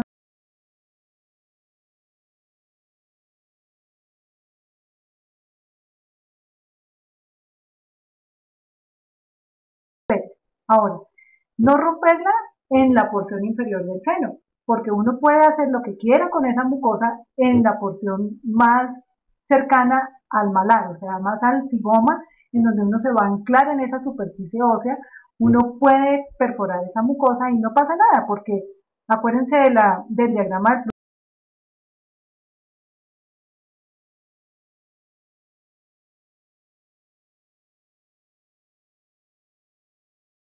preservar esa mucosa, verla, correrla un poco hacia la parte medial del seno maxilar, pasar mi implante cigomático o si es en una porción más anterior en donde voy a hacer una técnica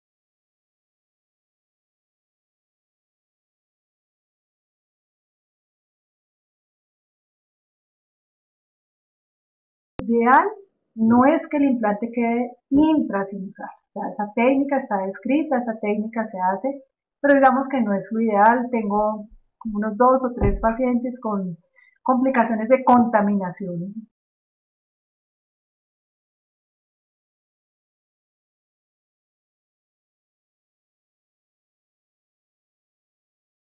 Es decir, se va a llenar de moco y el implante no tiene cilios para que pase un drenaje y va a ser simplemente fenómenos de turbulencia dentro del seno. La elección para implantes cigomáticos es subantral. ¿Ok? Según lo expuesto en la respuesta, dos respuestas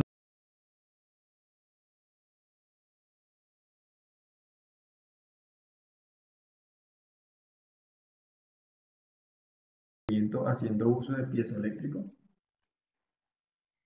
No, simplemente es el equipo que usemos. El piso eléctrico es una maravilla porque respeta los tejidos blandos, porque el calor, o sea, digamos que tiene grandes ventajas.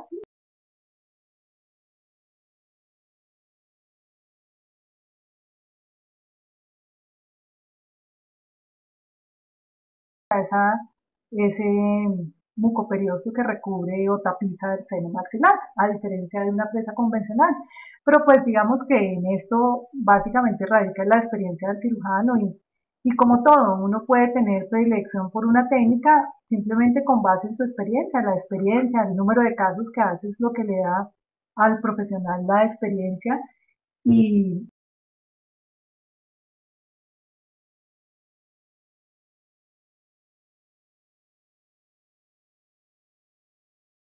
no es que uno sea mejor que otro, tiene ventajas el piezoeléctrico desde el punto de vista electrofisiológico, o sea, por el mecanismo de corte que tiene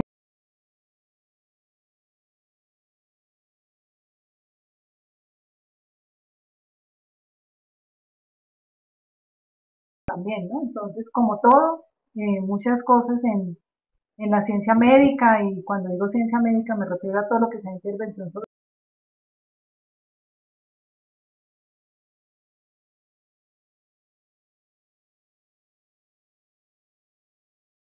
este tipo de tecnología.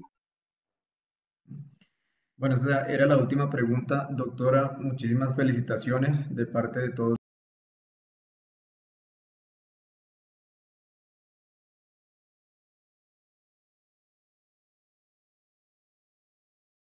Espero desde sus casas. Y por último, pues como lo ven en la imagen, queremos invitarlos a un curso de elevación de seno maxilar en el cual va a estar involucrada la doctora Jimena Moreno, acompañada por dos personas que ya han hecho dos cursos muy exitosos de elevación de seno maxilar aquí en Colombia, que son los doctores Iván Navarro y Dashiell